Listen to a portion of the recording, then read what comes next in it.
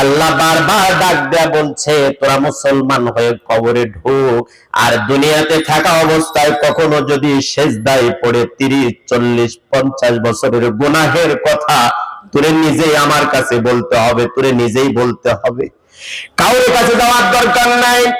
রাত 3টার সময় ওঠার পরে তাহাজ্জুদের সালাত 2 রাকাত, 5 রাকাত, 6 রাকাত কেন পড়বেন না? কারণ আপনার মতো বহু লোক পাবনা হসপিটালে শুয়ে আছে, মন চায় নামাজ পড়ি পারে না। আপনার মতো বহু লোক আছে, পা নাই, হাত নাই, চোখ নাই, মন চায় নামাজ পড়বো পারে না। আপনার মতো বহু মানুষ বাড়িতে বিছানায় পড়ে আছে, 1 মাস, 2 মাস, 6 মাস হয়ে যায়, বেডের সাথে পিঠটা লেগে ঘা হয়ে গেছে, লড়তে পারে না। আল্লাহ পাক বলছে, বান্দারে তোরে এত ভালোবাসলাম, তোরে এত ভালোবাসি, তোর শরীরটা সুস্থ রেখেছি, কেন অবহেলা করে আমার সেজদা দিস না? তুই যদি আমার সেজদা দিস, আমার গোলামি করিস, আমি তো তোর জীবনের গুনাহগুলো মাফ করে দিব। আর শুধু মাফ করে দিব না, বিশ্বনবী 1500 বছর আগে মেসেজ দিয়ে গেছেন, তোমরা যদি 1 বিঘ পরিমাণ আল্লাহর দিকে এগিয়ে যাও, আল্লাহ পাক 1 হাত তোমাদেরকে মাফ করে দেওয়ার জন্য এগিয়ে চলে আসে। সুবহানাল্লাহ পড়ে। প্রিয় ভাইরা, দিনের কানটা লাগান। কোরআনুল কারীমে 114টি সূরা আছে। আল্লাহ পাক এই কোরআনের ভিতরে একাধিকবার সতর্ক করে দিচ্ছেন, বান্দা ও দুনিয়াবাসী শোনো, তোমরা মুসলমান না হয়ে অন্ধকার কবরে ঢোকো না। প্রশ্ন আসতে পারে, হুজুর আমার বাবা মুসলমান, দাদা মুসলমান, 14 গোষ্ঠী মুসলমান, আমার নামের আগে মুহাম্মদ, দাদার নামের আগে মুহাম্মদ, ইতিপূর্বে যারা আমার পরিবার থেকে চিরবিদায় নিয়ে চলে গেছে কবরে, 3.5 হাত গহীন অন্ধকার ছোট্ট একটা কুঠুরির ভিতরে যারা বন্দী হয়ে গেছে, তাদের নামের আগে ছিল মুহাম্মদ। সিদ্দিক রহমান নাসরুল্লাহ সাহেব এসে বলতেছে, আবার নাকি মুসলমান হওয়া লাগবে। প্রশ্ন আসতে পারে না? আল্লাহ পাক বলছেন, কেন মুসলমান হওয়া লাগবে? শোনো শোনো ও পৃথিবীবাসী, দিলের কানটা লাগা শোনো, এই জন্যই মুসলমান হওয়া লাগবে। কিয়ামতের দিনে 73টা কাতার হবে, 1 কাতার যারা জান্নাতে যাবে তারা মুসলমান, খ্রিস্টান জান্নাতে যাবে না, বৌদ্ধ জান্নাতে যাবে না। পৃথিবীতে শুধুমাত্র কেবলমাত্র একমাত্র জান্নাতে যাবে যারা, তারা হচ্ছে এই পৃথিবীতে সর্বশ্রেষ্ঠ ধর্মের লোক, ইসলাম ধর্মের মানুষ, মুসলমান। আমরা সবাই কি ভাইরা? আমরা সবাই মুসলমান তো নাকি? না সন্দেহ হচ্ছে?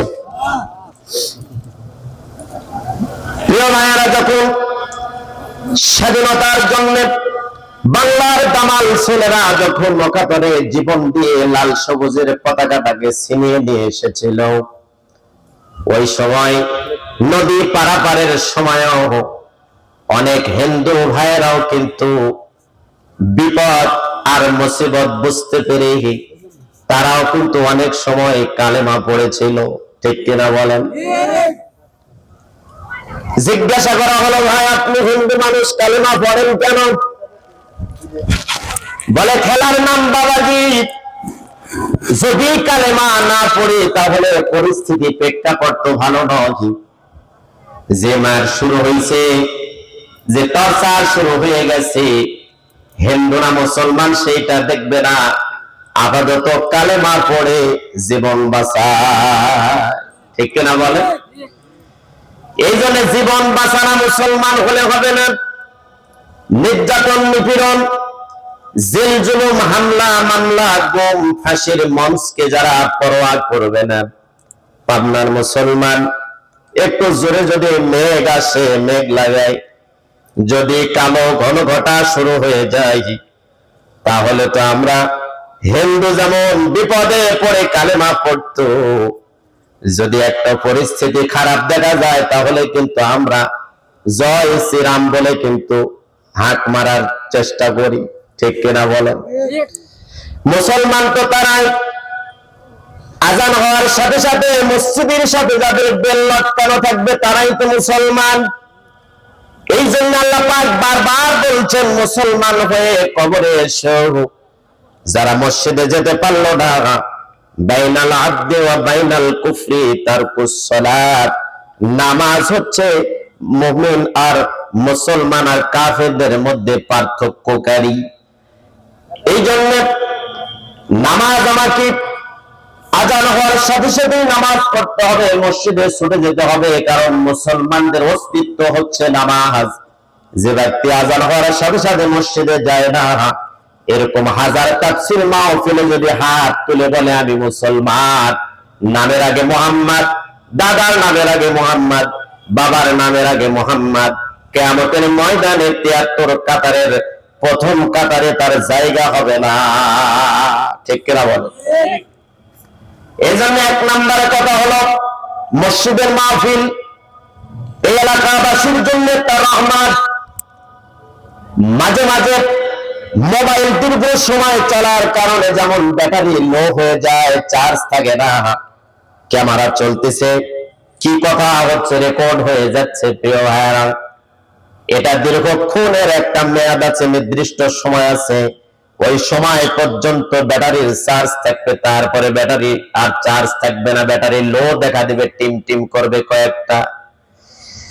তখন সিগন্যাল দিলে বুঝতে হবে ব্যাটারির চার্জ নাই।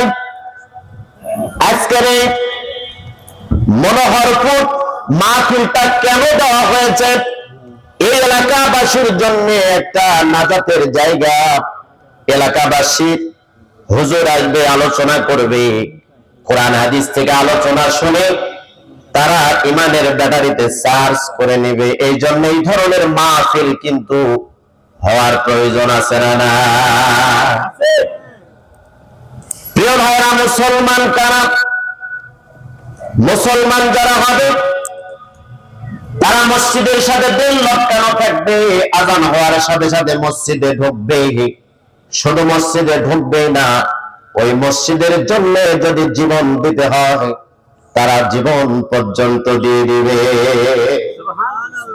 জীবন দেওয়ার প্রয়োজন নাই।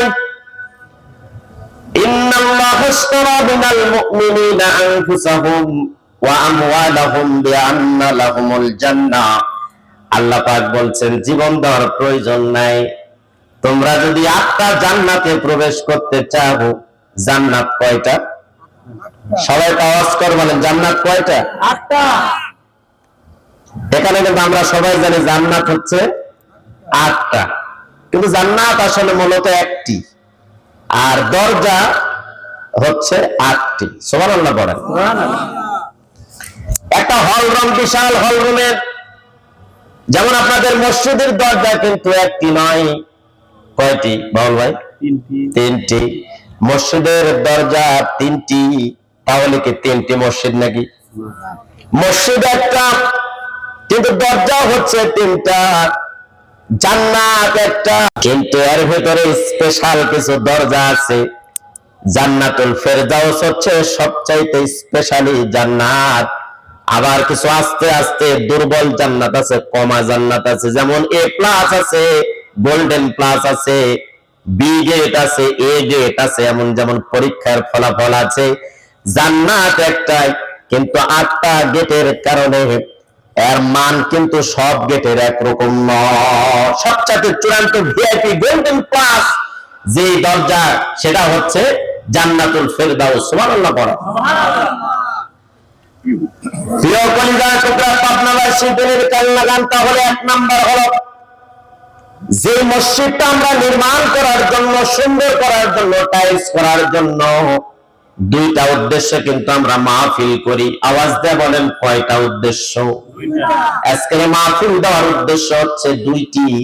একটি হলো আলেম ওলামারা আসবে, হেদায়েতের ওয়াজ করবে। হেদায়েত কিন্তু পাবনা শহরে কিনে পাওয়া যায় না। হেদায়েত কিন্তু আপনার ডানে বামে আশেপাশে কোনো মোড়ে কিনে পাওয়া যাবে না। হেদায়েত এমন একটা জিনিস, এটা আল্লাহর পক্ষ থেকে আমাদের কিন্তু হেদায়েত আসা লাগবে। হেদায়েত কোথাও কিনে পাওয়া যায়? এখানে দৌড় দিলে বিড়ি কিনে পাবেন, অন্য আজে বাজে বিস্কিট চানাচুর এই সেই কিনে পাবেন, জীবনের দৈনন্দিন জীবনে চলার যা কিছু সবই কিনে পাবেন। কিন্তু যদি বলেন যে আমি 5 কেজি হেদায়েত চাই, পাবেন? তাহলে হেদায়েত কোথা থেকে আসা লাগবে? আল্লাহর পক্ষ থেকে হেদায়েত আসা লাগবে। আর হেদায়েতটা চাওয়া লাগবে। আমার মতো মৌলবীর উপরে দায়িত্ব দিলে শুধু হবে না যে হুজুর আমার বাবা মা মারা গেছে, আপনি একটু দোয়া করে জান্নাতে পাঠায় দেন, এই কন্ট্রাক্টরে শুধু হুজুরের উপরে দিলে হবে না বাবা। এই দায়িত্বটা হচ্ছে আপনার নিজেই।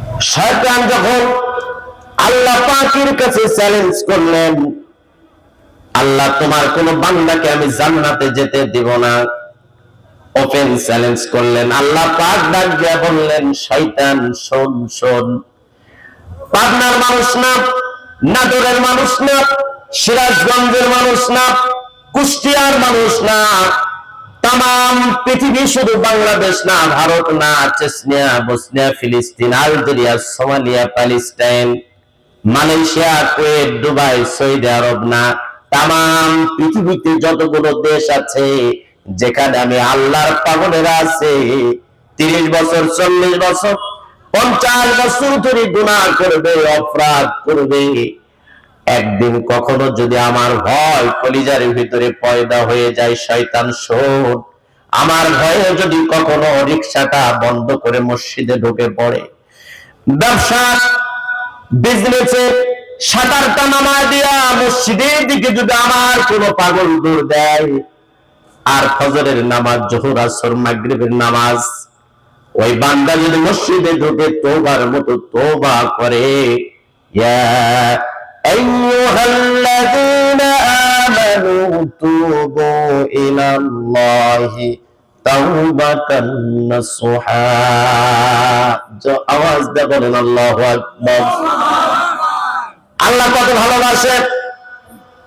শয়তানকে চ্যালেঞ্জ করছে, শয়তান শোন শোন, আমার কোন বান্দা 30 বছর, 40, 50 বছর ধরে গুনাহ করবে, অপরাধ করবে, জিনা করবে, ব্যভিচারী করবে, চগলখুরি করবে, মিথ্যা কথা বলবে, ওজনে কম দিতে পারে, কিন্তু যদি একটা বার সিজদায় পড়ে যদি এই নিয়াতটা করে, মালিক 30 বছর ধরে পাগলামো করতেছি আর করতে চাই না, 30 বছর ধরে শয়তানের গোলামি করতেছি আর করব না গো মালিক, তোমার হাত, তোমার চোখ, তোমার মেধা, তোমার শরীর, তোমার খাবার, তুমি পৃথিবীতে আমাকে প্রেরণ করেছো, পাঠিয়েছো, পাগলামো বহু করেছি, 40 বছর, 50 বছর গোলামি করেছি শয়তানের, তোমার করতে পারি না আল্লাহ।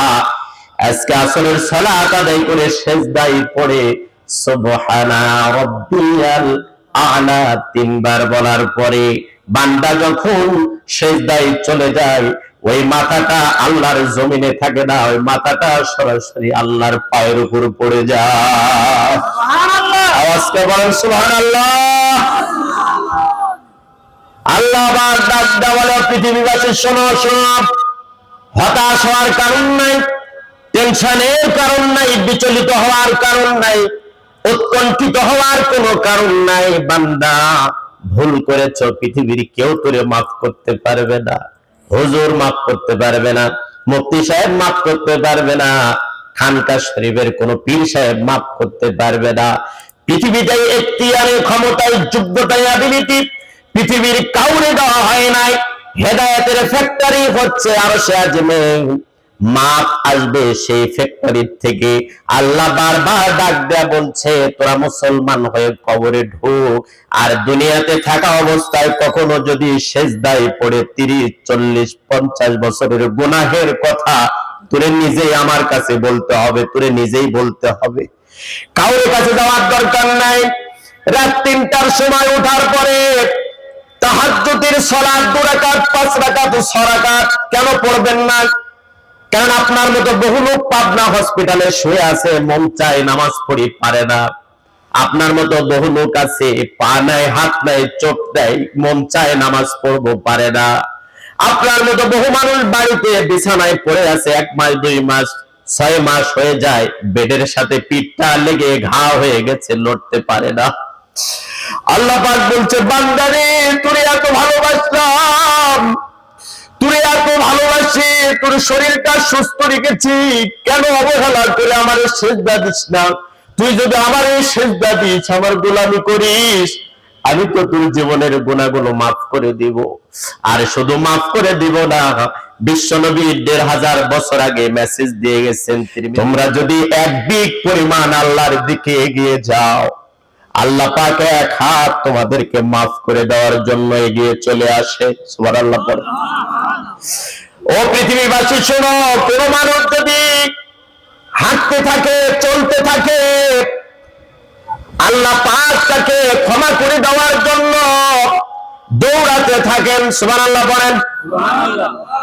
এই জন্য আল্লাহ পাক বলছেন, কেন ৩টার দিকে উঠতে পারবে না? স্ত্রীর কাছ থেকে ছেলে মেয়ের মহব্বত ছেড়ে দেয় কোন বান্দা যদি ২টা ৩টার সময় উঠে ঠান্ডা পানি দেওয়া ওযু করে, আল্লাহ পাক বলছেন যতগুলো অঙ্গ তোমার ওযুর মধ্যে তুমি ভিজিয়ে দিলা, সগীরা যতগুলো গুনাহ আছে আমি আল্লাহ পাক মুহূর্তের মধ্যে ওই গুনাহ ওযুর পানির সাথে আমি আল্লাহ পাক সেগুলো মাফ করে দিই। যদি কখনো এক ফোঁটা চোখের পানি আসে, আটলান্টিক মহাসাগর, বঙ্গোপমহাসাগর, প্রশান্ত মহাসাগর, খাল, বিল, নদ, নদী, পুকুর, পুষ্করী যা আছে পৃথিবীর, এগুলো পানি চোখে দেখা যায়। সমস্ত পানি যদি একত্রিত করা হয়, যত মূল্য হতে পারে, পানি ছাড়া মানুষ বাঁচতে পারে না। খাবার ছাড়া 10 মিনিট বাঁচতে পারে, কিন্তু পানি না খাইলে মানুষ যেমন বাঁচতে পারে না। পানির অপর নাম জীবন, কথাটা কিন্তু সত্য। আপনি যদি পিপাসিত হয়ে যান, গলা শুকিয়ে যায়, পানি না খাওয়া পর্যন্ত আপনি কথাও পর্যন্ত বলতে পারবেন না।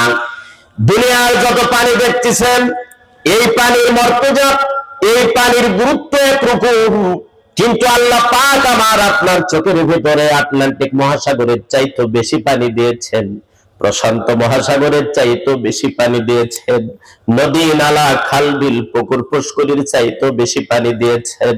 ফেরেশতারা জিজ্ঞাসা করলেন, ইয়া রাসূলুল্লাহ, ইয়া হাবিবাল্লাহি, জেনে না জেনে কত গুনাহ আমরা করে ফেলে দিই? সাহাবায়ে কেরাম জিজ্ঞাসা করলেন, ইয়া রাসূলুল্লাহ, কত গুনাহ আমরা করে ফেলে দিই? এই গুনাহ থেকে মাফ পাওয়ার জন্য কোন যন্ত্র পৃথিবীতে আবিষ্কার হয়েছে কিনা? মায়ার নবী, প্রিয় নবী, মহব্বতের নবী, সরকার দো আলম জনাবে মুহাম্মদ রাসূলুল্লাহ চিৎকার দিয়ে বলেন সাল্লাল্লাহু আলাইহি ওয়াসাল্লাম, ডাক দিয়ে বলে, ও সাহাবীরা শোনো শোনো, পৃথিবীতে এমন একটা যন্ত্র আল্লাহ পাক তৈরি করে দিয়েছেন, সেইটা হলো তোমার চোখের চোখ।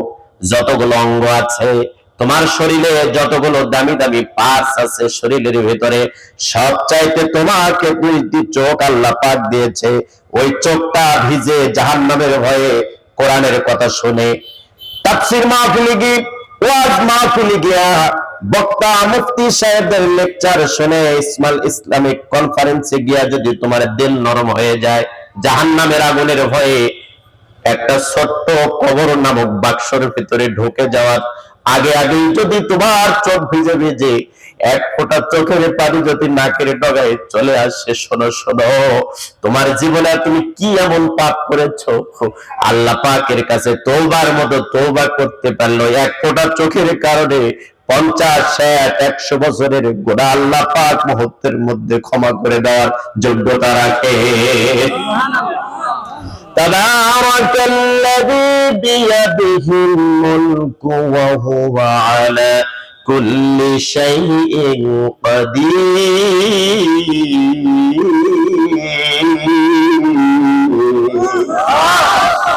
সূরাতুল মুলক, মুলক মানে পাওয়ার, মুলক মানে ক্ষমতা, মুলক মানে রাজত্ব। সকল ক্ষমতার মালিককে। এক হাত তুলে বলেন, পাগলার মুসলমান, সকল ক্ষমতার মালিককে। যদি কোনো মানুষ বলে সকল ক্ষমতার মালিক হচ্ছে জনগণ, শিরিক করে ফেললো।